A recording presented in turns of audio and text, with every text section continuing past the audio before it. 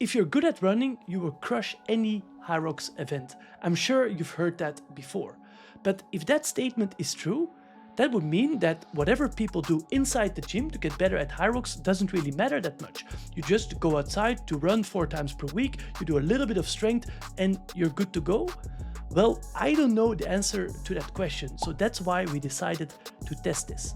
And in this video, I will lay out the full results of a 10-week training study we just did within our wod-science community. One group did exactly what I just said, predominantly running or conditioning with only one time or one strength session per week, while the other group did basically vice versa.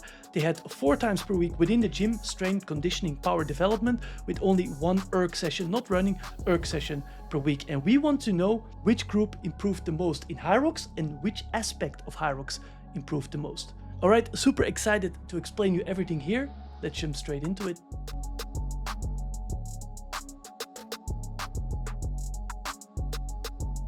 Hi everyone, welcome back to another wod-science video. My name is Gomar, I'm a senior scientist at ETH Zurich, based in Switzerland. And for the last decade or so, I studied and taught different aspects of exercise physiology, and my goal now is to bring some of that science that I learned back to you guys. So rewind back to September 2025, last fall, where we put out this advertisement for our new HYROX study. We called it the HYROX Blueprint Study. And before we dig into all the study details, the results specifically of this study, we have to understand how the study was set up, as well as who were the participants who actually did all the tests and also the training sessions. So once we put out this advertisement, in 2 weeks, 347 people showed interest. They signed up to our landing page. And of those, 94 people did all the pre-testing. So it was a pretty brutal test week. I will show you. So all the tests we did before the actual training started, 94 people completed all the tests well. And of those, around 50%, so 54% drop off. 43 people did all the pre-tests, the post-tests, and at least 80% of all the training sessions we provided. So this dropout number of approximately 55% from pre to post, that is typically what we see in our remote studies that we also have been doing before in the years before. And it's kind of inevitable. I mean, it's completely for free. You do it for the sake of science. And obviously we cannot oblige people to do all the testing. So inevitably you will have approximately 50% of drop off. But I think it's important to show you. Then we also have to know who were the participants. And here I show you a little table with all the participant characteristics. You can pause it if you want to have a deeper look. But what is the most important takeaways from this is that we are looking at 30 to 40 years old people. All right, so master, just beginning of master athletes with quite some experience in sport, in CrossFit, in HYROX. I will get to that in a second. So they have quite some 6 to 7 years of sport-specific experience in this case, HYROX, and they are training 5 to 6 to 7 hours per week. So these are not newbies, or predominantly not newbies. They are used to doing the functional movements and so on. That's pretty cool because a lot of experienced athletes are following our page, and that's also why we get to that cohort. I think that's really a strength of this. We have 21 people in the HYROX running group, of which 5 females, so less females, but at least some females. And we have 22 people in the affiliate HYROX group, which consists of 9 females. So that is more 50-50. All right, so that's what we have. We have around 20 to 22 people in each group, and of 30 to 40% of those are women. Most importantly, because we have kind of a low amount of women, I just added the data of the males and the females together in the results later. I think it makes more sense. Otherwise, it would also make the video too long. So these are the most important participant characteristics. And as I said, we also asked them before and after the training sessions, what is your sporting background? And you see here in red, mostly it's CrossFit, 32%. Then some of them have basically a HYROX specific background. That's pretty cool to see that people actually didn't do much CrossFit, but they went straight into HYROX, so 22%. So approximately 50% of the whole cohort was doing already CrossFit and HYROX. Important again to look at this. And 12% were doing triathlon or some kind of an endurance sport, right? So take that into the back of your mind. And then the tests. So before and after the 8-week training study, we let the participants do several tests. And here is a full breakdown. So on Tuesday, so on Monday they had a rest day, and on Tuesday of the week before, they did a full HYROX simulation in their own gym, in their own whatever affiliate. They did a full HYROX simulation. I don't have to tell you how HYROX looks like, but clearly that is a pretty brutal test. Afterwards, they got a rest day, a 1-day rest day, and then on Thursday, they did kind of a wod-science classic. They did 7-minute AMRAP of burpees, so as many reps as possible of burpees, just simple burpees in 7 minutes, straight into, important consideration here, they will also look at that in the results section, into a 3-minute max meter sled push. So they did as many meters as possible in 3 minutes with a weight that was 1 category below their normal category. So a little bit lighter weight, but they had to push as many meters as possible in 3 minutes. Right after you have been doing 7 minutes of burpee. So pretty hard test. Then on Friday, Karen, everyone who's coming from the CrossFit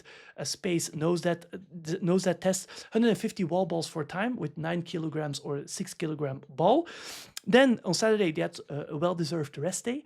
And then on Sunday, they had a 5K for time run. So a typical endurance test, just on the track or somewhere outside, 5K, all gas, no brakes, of running as little time as possible to get towards those 5Ks. And then, as I already alluded to in the introduction, we had 2 groups, because I want to know, okay, let's say you have an affiliate, right? You're a box owner and you want to provide HYROX training to your people. What do you do, basically? You cannot tell them, hey, just go running 4 times per week and once come into my gym and do all the training sessions. No, you want to also train them for HYROX inside the affiliate.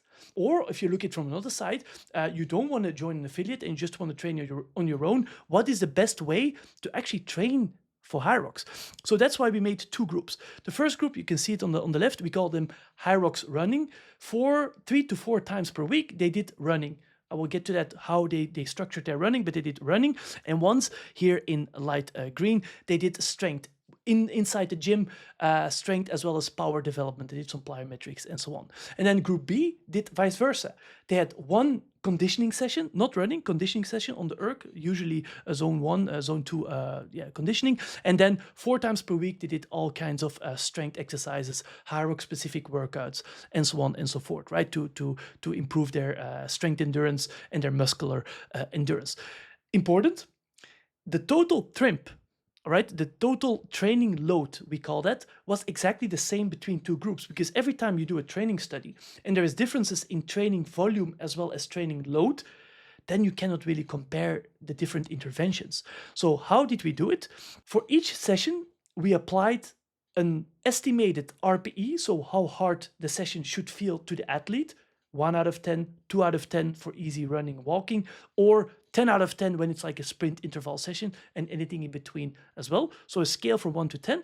And then we multiplied that by the volume of training. All right. And then you come to something that is called TRIMP, or training impulse. And that was exactly the same between groups. You see here the different progressions within the weeks.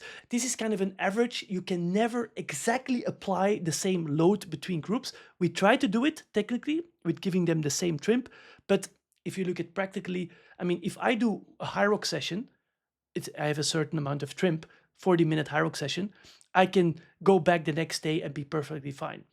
If I do a 50-minute soccer or football practice, soccer practice better, also at RPE, whatever 8, I cannot walk for the next 2 days, right? It's called training specificity, and it depends really on what you're used to before, and RPE is not everything, all right? But that on the side, we try to have the same training load for both groups. Important to know in this case. And if you zoom in a little bit deeper on how we structured the running, we wanted to make it simple. So we used the 3-zone model. Zone 1 is basically aerobic conditioning. Your zone 2 from the influencer space, at least it's the aerobic conditioning zone. Then you have everything in between. That's a zone 2. That's basically your threshold work, basically close to your ventilatory threshold 2. And then you also have zone 3, which is high intensity work above your threshold, right? And you see here that we try to have a lot of easy work. You see the dark red, that is the zone 1. Most of the percentages, 70% of all training, of all running, running was in zone 1, and then 15% was in zone 2, and 15% was in zone 3. That is basically how most endurance athletes would train, right? A large chunk of aerobic base with some intensity sprinkled in here. And all the results that I will show you now that are coming from this study and from all the previous studies that we have been doing in the CrossFit as well as the HYROX space are integrated into our training plans. So if you are interested in learning more on how these training plans can help you reach your goal in functional fitness, CrossFit, or HYROX faster, don't hesitate to check the first link in the description. They're free trials. You will support the page, you support everything what we're doing here, and you will definitely get fit and smarter along the way. Cool. So look at the results. Super interesting in my opinion. First of all, we compared both groups in terms of improvement in HYROX performance, because as I said, the most important thing about this is how did the HYROX simulation improve, all right? And here, pretty intriguingly, both groups improved to the same extent, approximately 9 or 8 to 10%. You see here in gray is pre, so the pre-testing, the pre-HYROX simulation, the time in minutes, and in green or light green, that is the post. And every line that you see is an individual athlete, individual person. And you see that most people improved, not all, I will get to that in a second, most people improved, and on average, let's say around 9 to 10% with no differences in percentage improvement between groups. Cool, that's already super interesting. So one group that did not run at all improved their HYROX performance with 8%. Not bad in my opinion. All right, let's look at some more specific details of what got them to that performance increase. And now we have to look at speed and power, I call this, right? So not pure endurance, speed and power. First of all, we have the burpees, and you see that only the affiliate HYROX guys and girls improved their performance with 9%. Not the other, I mean, not significantly. The runners improved with only 3%, which was not significant. And then we also did a two-way ANOVA. This is for the statistics nerds. That's basically to compare if one group improved more than the other. And indeed, there was a significant group times time effect. This means that the affiliate HYROX group improved their burpees more than the run HYROX group. Quite interesting to see. Obviously, we programmed a lot more burpees in the affiliate HYROX group. So training specificity, I will get to that in a second. I will get that a lot in the next part of the video, is super important. All right. So burpees improved. Then sled push. Remember from a couple of minutes ago, I said first they did a 7-minute AMRAP of burpees. Right? And then they went straight into a sled push. And here we see no improvement at all. Pretty interesting, because the affiliate HYROX group, they did a lot of strength-specific work to get them better at the sleds, because I do think it's an important factor in HYROX. And actually, they did not improve at all, the runners nor the affiliate group. And I think this is because of the study, or sorry, the test setup. Remember, they did burpees straight into the sled push, and maybe it was some kind of a pacing issue where some people pushed in the post-testing the burpees harder and they were completely gassed out and they couldn't move the sled anymore. So next time we do such a study, I think it's better to separate both tests. We first do burpees, or another test, I don't know. Then we rest for 10 minutes or something, and then we do a max effort, a sled push for meters. I think it's better, and it might have skewed the data. So take that into consideration. And then we also did Karen, and here almost exactly the same as during the burpees. The ones who trained CrossFit, basically, right? Who trained a lot of functional movement, clearly improved by 15% their Karen time, right? Going from whatever 8 minutes to 7 or to 6 minutes, while the other group, the runners, also improved very slightly their Karen, but not that much, only by 3.7, which was not significant. Again, the affiliate group improved more than the running group. Important to know, these tests that you see here were all included within the training plan. So after 4 to 5 weeks, everyone basically did again the pre-testing week. Why is this? Because you have a strong testing bias, it's called. Maybe some people who have been watching this have done the Open, the CrossFit Open. And if you do on Friday evening the CrossFit Open, a workout, whatever, 24.1, and then on Sunday without getting fitter, without doing any training, maybe just even less fit, you repeat that workout all the time, or most of the time, you get better. That's what you call learning bias. You learn how to do that test. And that's kind of what we wanted to eliminate by repeating the test in the middle to understand the actual physiological improvements and not just pure repetition of a test, which you will always get better at. Important also to consider, in my opinion. Cool. Let's look at endurance stuff. And indeed, the 5K run, only the runners improved their 5K. Super interesting to me. While the affiliate HYROXers did not improve their HYROX. Also notice the relative small improvements in running. Only 4.6%, I mean only 4.6% improvement in running time. And that is significantly less than something that you see or that we just saw in the functional movements. I think physiologically improving your 5K run takes more time, takes more cardiovascular fitness improvements than just only doing the functional movements, because there's also a neural component here. So don't be too down if you have been training for 12 weeks, 16 weeks on your running and you only see a 30% or sorry, a 30-second improvement in your running time. This is also kind of what we saw here in our results. And I think physiologically completely explainable. So, okay, you see here, if you look at the different lines, that there's quite a lot of variation between people. Some people improved a lot and some people didn't improve that much. And I tried to put this in a graph, and I think this is quite beautiful. On the left side, you see the run HYROX groups, and this is the percentage increase in HYROX simulation, right? So only that is now taken into consideration. And you see around some people, the red here, didn't improve their HYROX simulation. They even got worse. Some improved 1, 2, 3%, kind of a rounding error, and some improved a lot. All right, the dark green and the light green improved more than 10%, which is, I think, very significant.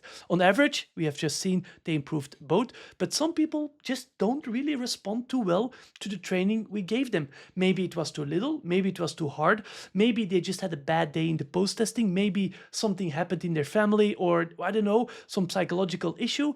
We don't know, but certainly this is what you typically see in training studies, and very beautifully represented here, that not everyone reacts the same. So, okay, then we can maybe go a little bit deeper into this. Are the ones who improved the most also the ones who had the worst score? So the more beginners type in the pre-testing. And indeed, this is what happens. Here I plotted the percentage improvement in HYROX simulation on the left side, on the y-axis, and correlated to or related to their pre-HYROX time. And you would assume, or it's actually a fact, that the worse the pre-HYROX time is, the more beginner they are. And indeed, this is also related to the percentage improvement. There is a positive correlation between pre-HYROX time and improvement. It means that the more beginner you are, the more gains you can have from such an 8-week training period. So newbie gains are certainly there, and they are certainly also represented in our study. And it's quite cool to see that this actually happens here. There are a couple of outliers, but most of the times it's there. The Pearson correlation is 0.61, which is a pretty strong correlation for sure.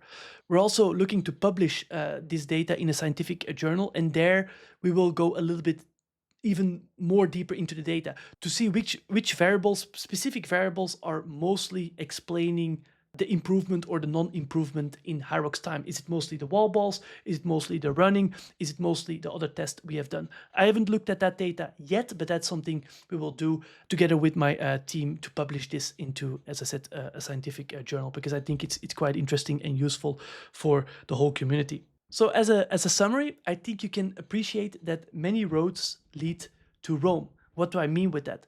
There's many ways to train to get better at HYROX. I think it's quite beautiful and a good aspect of the sport for data nerds, for people who really want to improve their times and see progression in their fitness. You can solely focus on running, like Group A, and you will very likely get better at HYROX. As I just said in the introduction, that is basically what common knowledge is. But I think that's a novelty. You can also improve your fitness in the gym. You can focus on strength. You can focus on a muscular endurance, on the sleds, on wall balls, and so on, with very limited running, actually no running, and also improve your HYROX time. Probably best of both worlds is there, but that is not that's something we cannot prove in this study. I think the biggest takeaway from this study is that if you train a certain aspect of your fitness, that specific aspect will improve by far the most. And there's not that much crossover to other aspects. For example, you focus on running, okay, that will improve, but don't hope that all of a sudden your sleds or your wall balls will improve dramatically. On the other hand, you can also improve or try to improve your top end strength, but don't hope that your running will be improved dramatically if that is your focus. Okay, so training specificity is super important. And that is exactly why we built 2 HYROX programs that are focusing exactly on this. We have one that is mostly focusing on speed and power development with already in people that have a training background in endurance. So even though they're good runners, that doesn't mean they're good HYROXers, right? They also need to have some strength. And then on the other hand, we have the people maybe coming more from a strength background that will have an overall nice HYROX training schedule, but with the focus on conditioning, on running. Because this study clearly shows that if you focus on a certain point or parameter of fitness, that parameter will improve the most, which will also translate to HYROX specific performance. Super cool to see, in my opinion. First of all, thank you to all the participants who did all the work. I mean, doing these pre-tests and all the training sessions and then also the post-tests is pretty hard. And I'm very grateful that they have done this. As I said, we will really try to publish this and get this out to more people, to more coaches, because I think it's a very important piece of work for them. And then also thank you to Mattia. Mattia, if you're listening, thank you for helping me with the programming, with the recruitment, with setting up this whole study, with also setting up the test. Super helpful. Thank you for that. It will also help me writing the manuscript.